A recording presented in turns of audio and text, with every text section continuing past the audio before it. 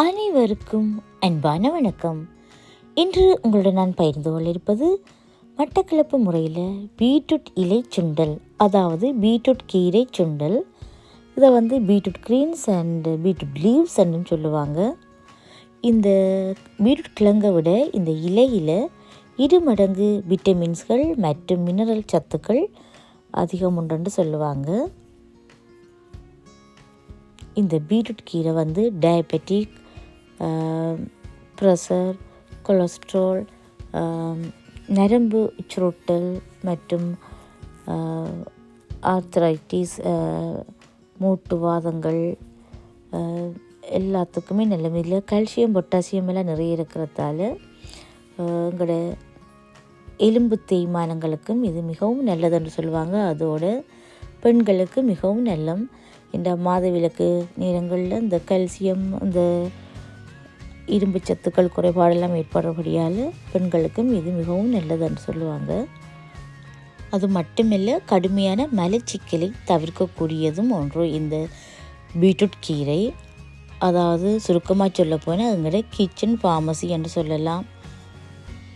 இதுக்கு நான் மைசூர் பருப்பு 3 மேசக்கரண்டி எடுத்து ஊற வச்சிருக்கிறேன். நல்லா பிசைஞ்சு கழுவிட்டு ஊற வச்சிருக்கிறேன். இப்படி ஊற வைக்கக்குள்ள பருப்போட சைஸும் டபுள் ஆகும், அதோட டக்குன்னு அவிஞ்சிடும். இப்போ நான் பீட்ரூட் கீரையை கழுவிட்டு அதில் தண்டு வேறையை அரிஞ்சு எடுத்துருக்கிறேன், கீரையை வேறையை அரிஞ்சு எடுத்துருக்கிறேன். இப்போ தண்டை பருப்போடு சேர்த்து அவிய போடுவோம்.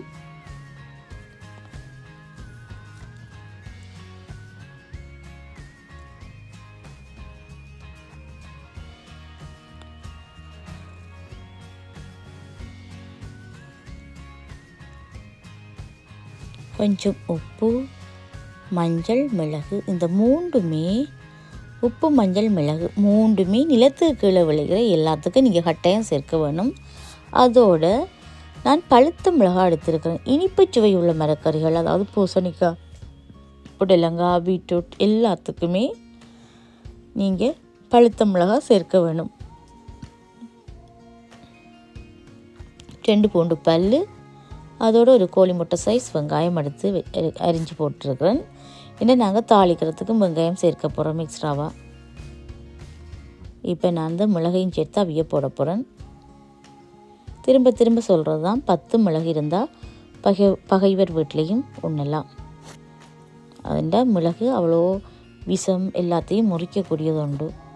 இப்போ பாருங்கள், இந்த தண்டு நல்லா அவிஞ்சிட்டுது. இனி இதோட நாங்கள் கீரையை சேர்க்கலாம். பீட்ரூட்டிலேயே பாருங்கள், 3 நிமிஷத்தில் அப்படியே அவிஞ்சிடும். இவ்வளோ நிறைய இருக்கிறது, இவ்வளோ 3 கிழங்கோட கீரை அவிய கொஞ்சமாக வந்துடும். இதுக்கு நான் ஒரு பாதி தேங்காயோட பூவை திருவி எடுத்துருக்கிறேன். அதோட நச்சிரகம், பெருஞ்சீரகம் 2 முடிச்ச தூள், 2 மேசக்கரண்டி எடுத்துருக்கிறேன். ஒரு பிஞ்ச் பெருங்காய பவுடர். இந்த சீரகத்தூள் எனக்கு கொஞ்சம் கூட போடுறது பிடிக்கும், அதால் இப்படி சேர்க்கிறேன். உங்களுக்கு விருப்பம் உண்டா குறைச்சி கொள்ளலாம்.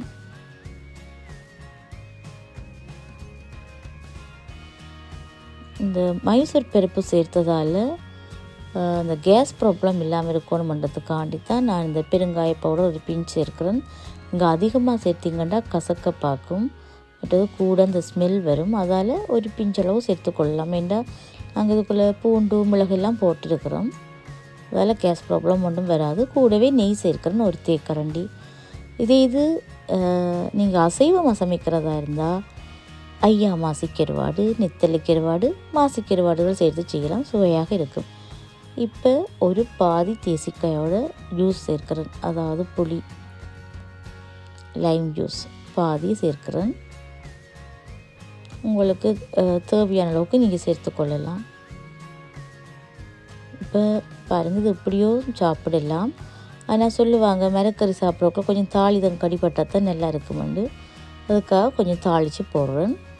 இது நீங்கள் அசைவமாக கருவாடுதல் சேர்த்து சொல்கிறக்குள்ளே இந்த தாளிப்பும் தேவையில்லை உங்களுக்கு.